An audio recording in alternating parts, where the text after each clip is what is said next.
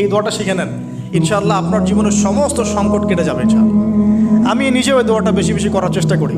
দোয়াটা হচ্ছে রব্বি ইন্নি লিমা আনজালতা ইলাইয়া মিন খায়রিন ফাকির। অর্থ হচ্ছে, হে আল্লাহ, তুমি তোমার পক্ষ থেকে আমার উপরে যে নেয়ামতগুলো দিবে, আমি এর জন্য ফকির হয়ে বসে আছি। রাসূল সাল্লাল্লাহু আলাইহি ওয়াসাল্লাম বলেছেন, কখনো উঁচু স্তরের লোকদের দিকে তাকাবে না।